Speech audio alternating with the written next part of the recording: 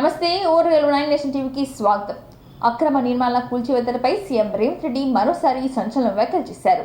Telangana police అకాడమీలో శిక్షణ పూర్తి చేసుకున్న నూతన ఎస్ఐల అవుట్ పాసింగ్ పరేడ్ లో సీఎం రేవంత్ రెడ్డి పాల్గొన్నారు. ఈ సందర్భంగా ట్రైనీ ఎస్ఐ నుండి గౌరవ వందనం స్పీకర్ ఇచ్చారు. అనంతరం రేవంత్ రెడ్డి మాట్లాడుతూ హైడ్రా కూల్చివేతలపై స్పందించారు.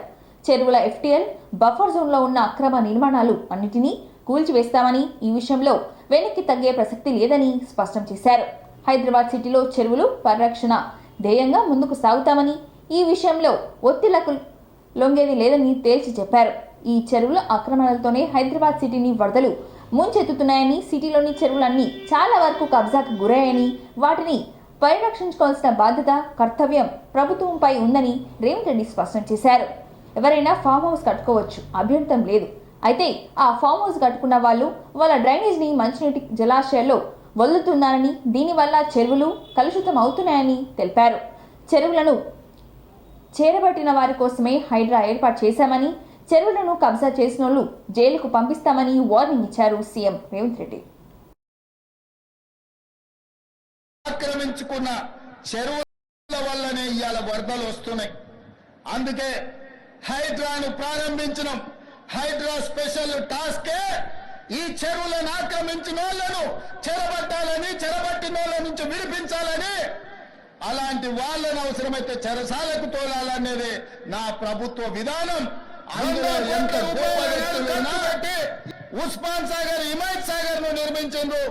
అనంతగిరి కొండల నుంచి వచ్చే వరదల్ని నిలువరించిన నీళ్లను ఈ మహానగరానికి తాగునీటి వసతులుగా ఏర్పాటు చేసింది. ఎక్కడి నుంచి హైదరాబాద్ నగరానికి తాగునీళ్లు వచ్చేది కాదు. ఉస్మాన్ సాగర్, హిమాయత్ సాగర్ నుంచే లక్షలాది మంది హైదరాబాద్ బిడ్డలకు తాగడానికి నీళ్లు ఇచ్చారు. హైదరాబాద్ దాహార్తిని తీర్చిన ప్రాజెక్టులు గండిపేట, హిమాయత్ సాగర్. ఇలాంటి ప్రాజెక్టుల చుట్టూతా బాగా సంపాదించుకున్న వాళ్ళు, ఆగర్భ శ్రీమంతులు ఫామ్ హౌజులు కట్టుకున్నారు. వాళ్ళు ఫామ్ హౌజులు కట్టుకుంటే మనకు అభ్యంతరం లేదు.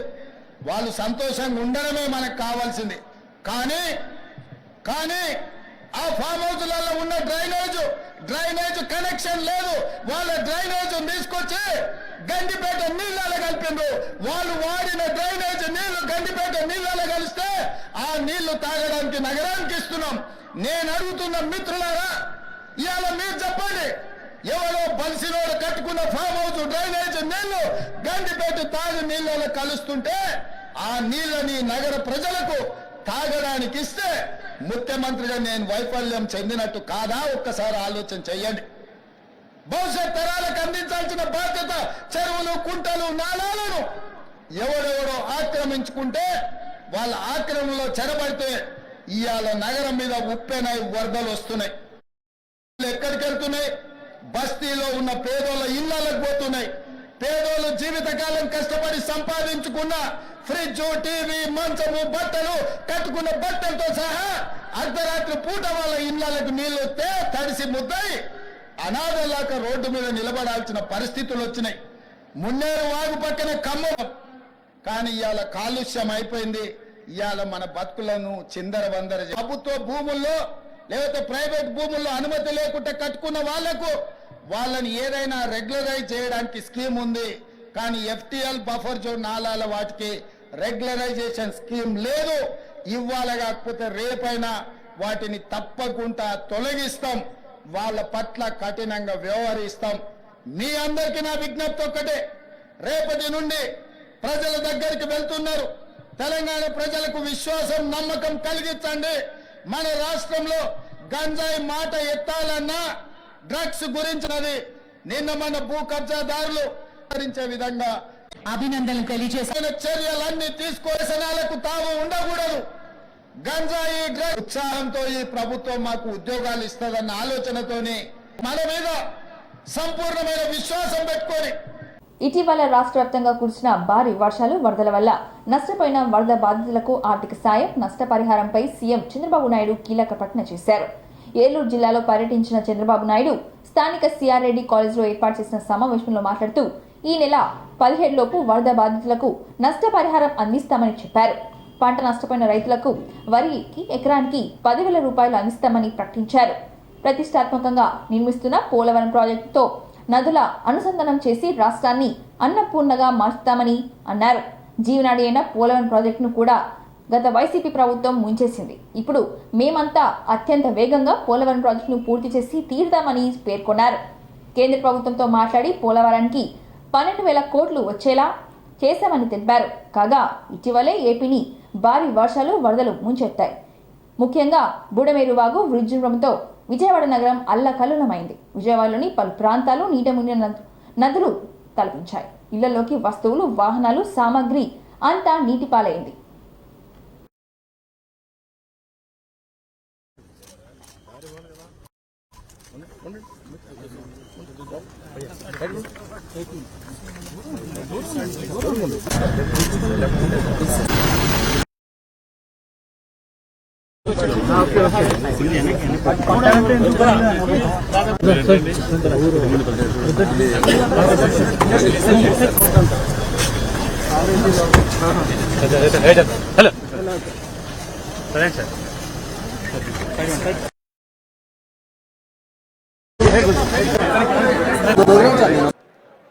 మానిటరింగ్ అన్ని చేయడం జరుగుతున్నాయి సార్. అది కాకుండా medical camps, house to house fever survey కూడా మనం కంటిన్యూస్గా చేస్తున్నాం సార్. వెంకట్రావు గారు మీరు ఇస్తారని మన ఎలక్షన్ ముందు కూడా భరోసా ఇచ్చారు.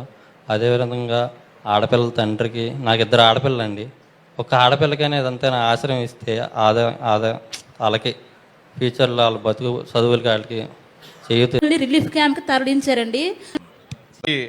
గత ప్రభుత్వం కలెక్టరేట్కి వెళ్ళినా సరే ఎవరు అగ్రికల్చర్ వారికి కట్టినట్లయితే మాత్రం గత వైభవాన్ని చూడగలుగుతాం. కాబట్టి ఈ అవకాశం ఇచ్చిన వచ్చింది, శ్రీశైలం వచ్చింది, ఇటీవల పులిచింతలు వచ్చింది, పైన వచ్చింది, ఆల్మట్టి వచ్చింది, ఇంకో పక్కన తుంగభద్ర వచ్చింది, అన్నీ వచ్చాయి. కానీ ఇన్ని ప్రాజెక్టులు వచ్చిన తర్వాత కూడా ఇంత పెద్ద ఎత్తున నీళ్లు వచ్చాయంటే ఈరోజు వాతావరణంలో వచ్చిన మార్పులే దీనికి కారణం. ఒక్క కృష్ణా జిల్లాలో దగ్గర 2 రోజుల్లో కోడూరు అనే మండలంలో 50 సెంటీమీటర్లు వర్షపాతం పడింది. అంటే సంవత్సరంలో ఎంత వర్షం పడుతుందో అంత వర్షం 2 రోజుల్లో పడింది. ఇప్పుడు చూస్తామంటే ఎక్కడ చూసినా క్లౌడ్ బరస్టింగ్ పడ్డాయి. ఆ గట్టంతా కూడా ఎక్కడికక్కడ దిగబడే పరిస్థితుంది. పొలంలో తిండి అందించలేకపోతున్నాం.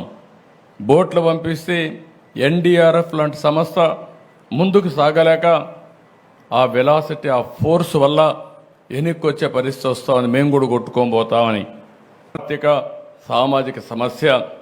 ఇక్కడ ఈ రాష్ట్రంలో అభివృద్ధి కావాలంటే ఇలాంటి సమస్య ఉండడానికి వీల్లేదంటే కడాన నా మీద కక్ష కట్టి మీకు అందరికీ తెలుసు తిరుపతి. కాబట్టి నేను బురదలో దిగాను. దిగడం కాదు, ప్రతిరోజు దిగాను.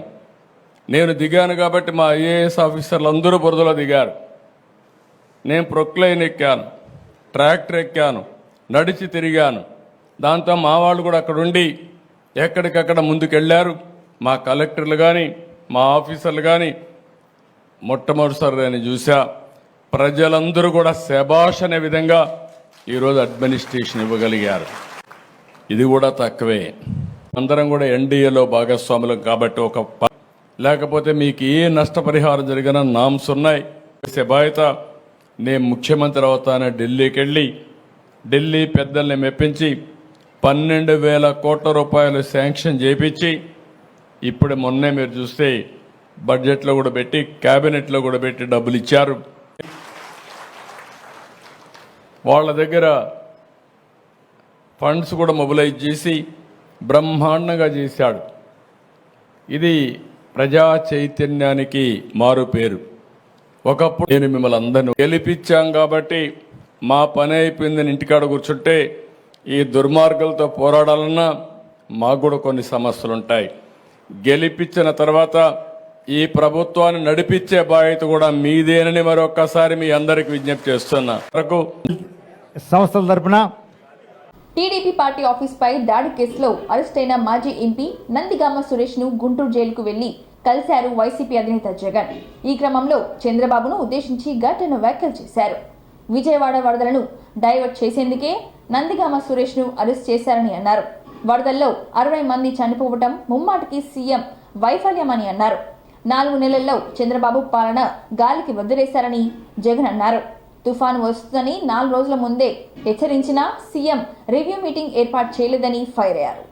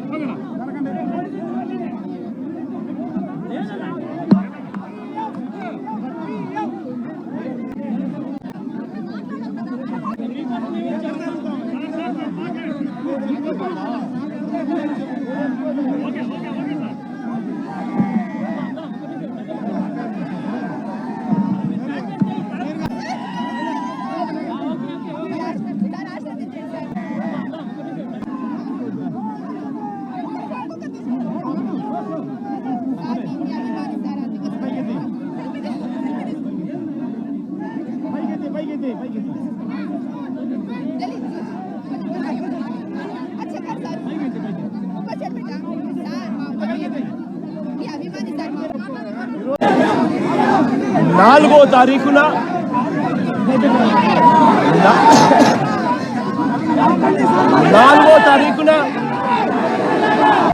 పూర్తిగా కూడా చంద్రబాబు నాయుడు గారి గవర్నమెంట్ అన్ని రకాలుగా ఫెయిల్ అయి మొట్టమొదటిసారిగా 60 మందికి పైగా చనిపోయిన పరిస్థితుల మధ్య విజయవాడ అంతా అతలాకుతలం అవుతా ఉంటే దాదాపుగా 4 సంవత్సరాల కిందట జరిగిన ఘటనలో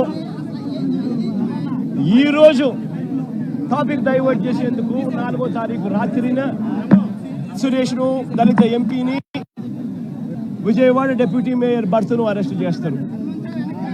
నేను అడుగుతా ఉన్నా, సూటిగా నేను ఒక ప్రశ్న అడుగుతా ఉన్నా. ఆ రోజు ఏం జరిగింది? తెలుగుదేశం పార్టీకి సంబంధించిన అఫీషియల్స్ రాష్ట్ర వ్యాప్తంగా ఆ ముఖ్యమంత్రిని ప్రేమించే వాళ్ళు, వైఎస్ఆర్ కాంగ్రెస్ పార్టీని అభిమానించే వాళ్ళు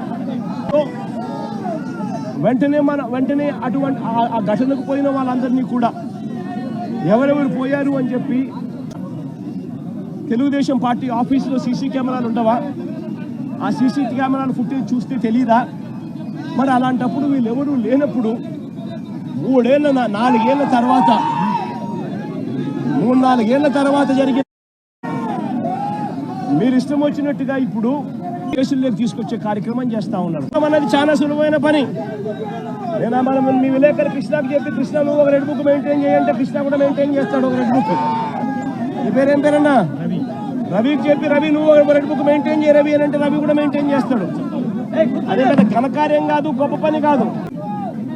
ఇదే పెద్ద మనిషి చంద్రబాబు నాయుడు గారు ఎంత రెడ్ బుక్ పాలనలో నిమగ్నమై ఉన్నాడు అని అంటే, పరిపాలన ఎంత గాలికి వదిలేశాడు అని అంటే, ఇదే పెద్ద మనిషి చంద్రబాబు నాయుడుకు తుఫాను వస్తా ఉంది అని సంకేతం తెలుసు.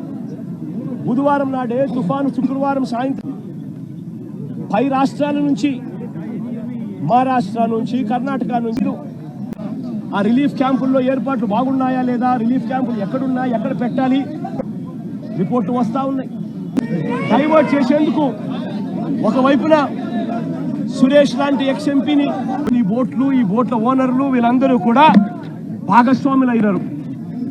భాగస్వాములు కావడమే కాకుండా అన్ని కూడా తెలుగుదేశం పార్టీ వారియే కనిపిస్తూ ఉంటే, ఏనాడు ఆంధ్రజ్యోతి, ఏనాడు TV5 ఇవన్నీ కూడా చంద్రబాబు నాయుడు గారిని ఎలా గోబెల్స్ మాదిరిగా ఎలా మోస్తున్నారో చెప్పడానికి కూడా ఒక చిన్న ఉదాహరణ ఈరోజు ఈనాడులో వచ్చింది.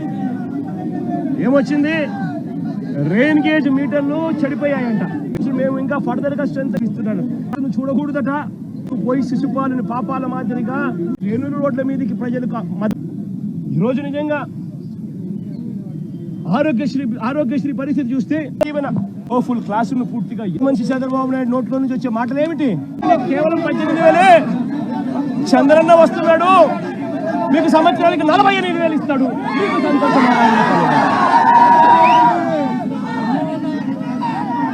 ఇదే చేద్దాం చంద్రబాబు నాయుడు. ఇంట్లో నుంచి ఒక 20 ఏళ్ళ పిల్లాడు బయటకు వస్తే చాలు, చంద్రన్న వస్తున్నాడు, మీకు నెలకు 3,000, సంతోషమా నీకు? అన్ని పండుతా ఉన్నాయి.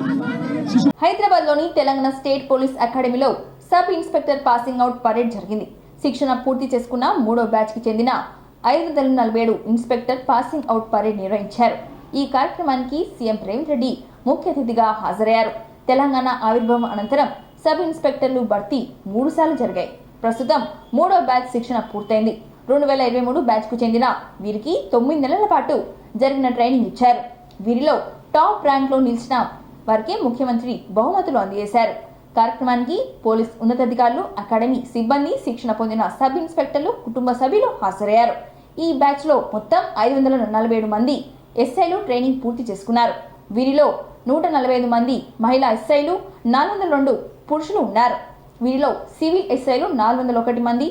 పరేడ్ కమాండర్ గా మహిళా ఎస్ఐ భాగ్యశ్రీ వివరించారు.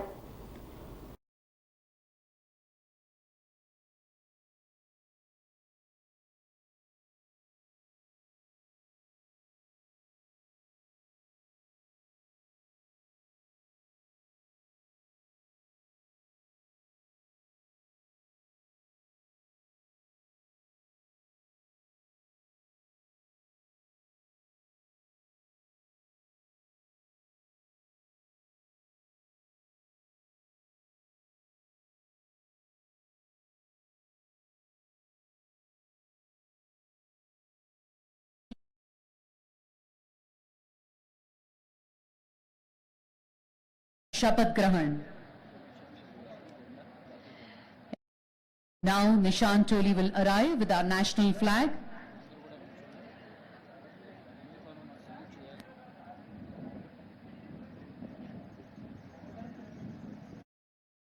While the Nishan Toli arrives along with our national flag, I request all of you to raise and those in uniform to salute.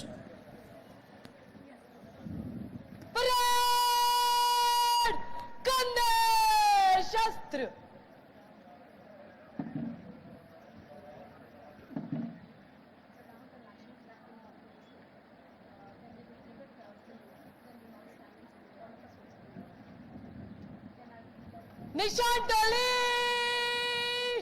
Parade पर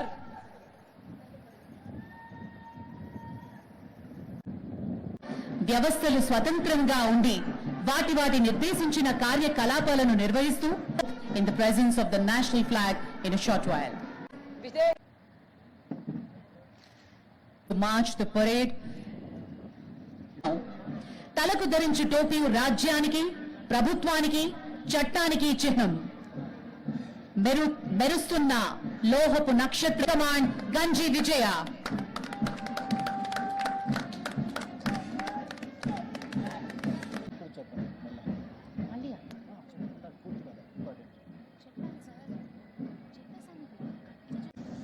Telangana, Shri Behavioral Sciences and Accuracy, earning them the distinguished guests, family members of cadet SIs, members of print and electronic media, cadet sub-inspector, ladies and lead a team of number of police force and never 300.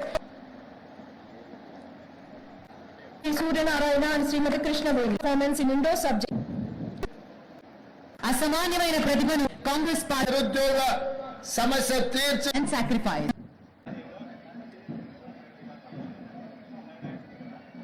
9th contingent commander Kavalla Shailender, second in command Boddu Vijaya. 10th contingent commander Bonta Praveen, second in command G Akhil Kumar. 11th contingent commander Pasipula Nagaraju, second in command M Kamalakar. Telangana CM Revanth రెడ్డితో భేటీ అయ్యారు AP deputy CM Pawan Kalyan. Hyderabad Jubilee Hills లోని రేవంత్ నివాసానికి వచ్చిన పవన్ కళ్యాణ్ తెలంగాణ వరద సాయం కింద ₹1 కోటి చెక్కును అందించారు. ఉదయం వీరి భేటీ అధికారికంగా జరిగింది. ఇటీవలే తెలంగాణలోని ఖమ్మం, ఏపీలోని విజయవాడలో భారీ వర్షాలు వచ్చాయి. చాలా మంది చనిపోయారు. జనం చాలా నష్టపోయారు. ఇలాంటి సమయంలో తమ వంతు బాధ్యతగా ప్రజలు, హీరోలు, ఉద్యోగులు, ప్రజాప్రతినిధులు తమ వంతు సాయం ప్రకటిస్తున్నారు. అందులో భాగంగా hero cum deputy CM Pawan Kalyan తన వంతు వరద సాయం ప్రకటించారు. తెలంగాణ రాష్ట్రానికి కూడా ₹1 కోటి ఇవ్వనున్నట్లుగా వెల్లడించారు.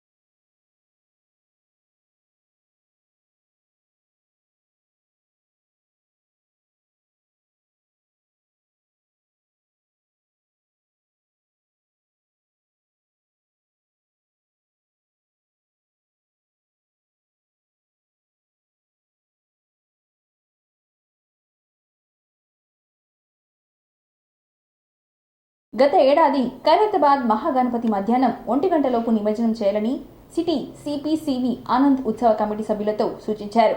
చివరి పూజ అనంతరం 17న ఉదయం 6:30 కల్లా శోభయాత్రను ప్రారంభించాలని చెప్పారు. అయినా ఖైరతాబాద్ బడా గణేష్ ను దర్శించుకున్నారు. ఈ సందర్భంగా సిపి ఆనంద్ మాట్లాడుతూ గణనాథుడి అనుగ్రహంతోనే తాను మళ్లీ సిటీ కమిషనర్ గా వచ్చారని చెప్పారు. గణేష్ చతుర్థి నాడు సిపిగా బాధ్యతలు చేపట్టడం ఆనందంగా ఉందని అన్నారు. డీసీపీగా ఉన్న టైంలో ఉత్సవ కమిటీ సభ్యుడు సుదర్శన్ సమన్వయంతో గణేష్ ఉత్సవాలను ఎలాంటి విఘ్నాలు లేకుండా పూర్తి చేశామని గుర్తు చేశారు.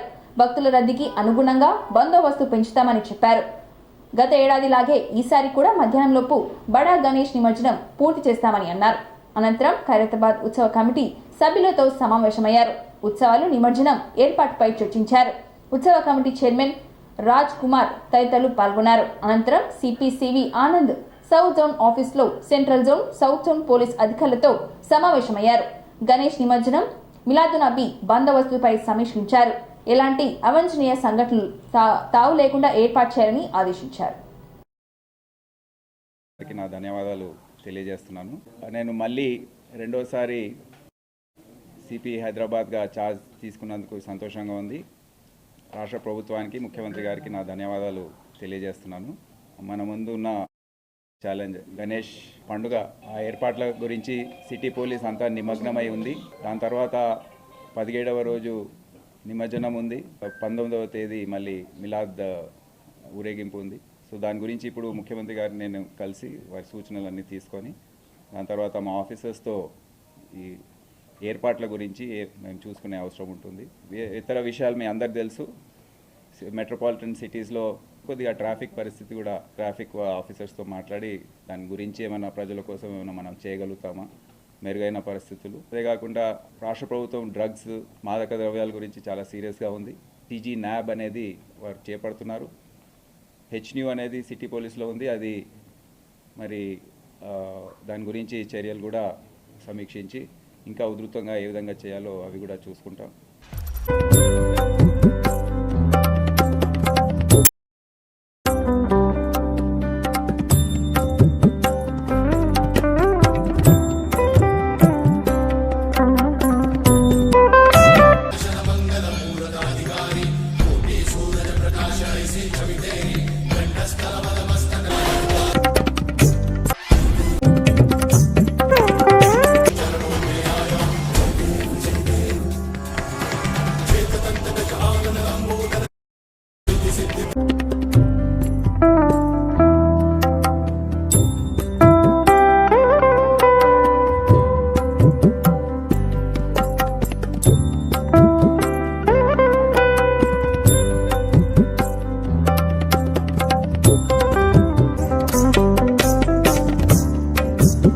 ఇంతటితో ఈ వార్తలు సమాప్తం. మరిన్ని వార్తలతో మళ్ళీ కలుద్దాం. చూస్తూనే ఉండండి ఓరుగల్లు 9 నేషనల్ టీవీ.